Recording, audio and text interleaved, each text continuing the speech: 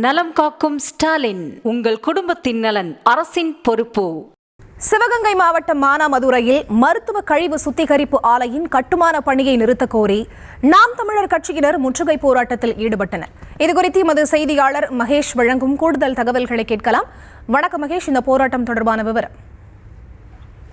கண்டிப்பாக சரிதா. மானாமதுரையில் மருத்துவ கழிவு சுத்திகரிப்பு ஆலையை முற்றிலுமாக தடை செய்ய கோரி நாம் தமிழர் கட்சியினர் ஆலையை முற்றுகையிட முயன்ற 100க்கும் மேற்பட்டவரை தடுத்து நிறுத்தி போலீசார் பேச்சுவார்த்தையில் ஈடுபட்டு வருகின்றனர்.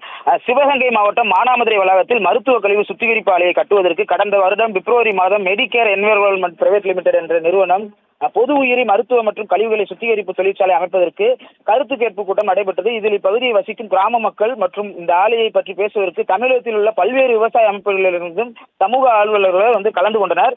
சமூக ஆர்வலர்கள் பேசுகையில் இந்த ஆலையை குறித்து பல்வேறு ஆவணங்களையும் கருத்துக்களையும் எடுத்துரைத்தனர். மேலும் அந்த கூட்டத்தில் விவாதிக்கையில் இது போன்ற ஆலை வேறொரு பெயரில் விருதுநகர் மாவட்டம் முக்குளம் கிராமத்தில் கடந்த 2006ஆம் ஆண்டு தொடங்கப்பட்டுள்ளது. இந்த தொழிற்சாலை மதுரை, தேனி, விருதுநகர், ராமநாதபுரம், திண்டுக்கல் மாவட்டங்களில் உள்ள 1633 இடங்களில் மருத்துவ கழிவுகளை சேகரித்து இங்கே எரித்து சுத்திகரிப்பு செய்வது.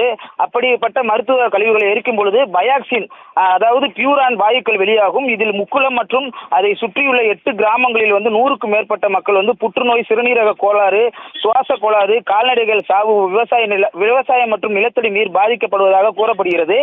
இதனால் சுமார் 200க்கும் மேற்பட்டவர்கள் சிறுநீரக செயலிழப்பு, புற்றுநோய், சுவாச கோளாறுகள் உயிரிழந்ததாகவும் கூறப்படுகிறது. இதன் காரணமாகவே மத்திய அரசு இந்த தொழிலை சிகப்பு வகை பட்டியலில் வைத்துள்ளது.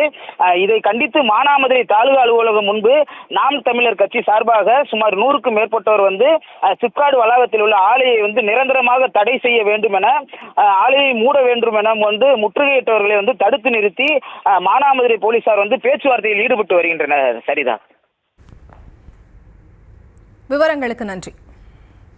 நலம் காக்கும் ஸ்டாலின், உங்கள் குடும்பத்தின் நலன் அரசின் பொறுப்பு.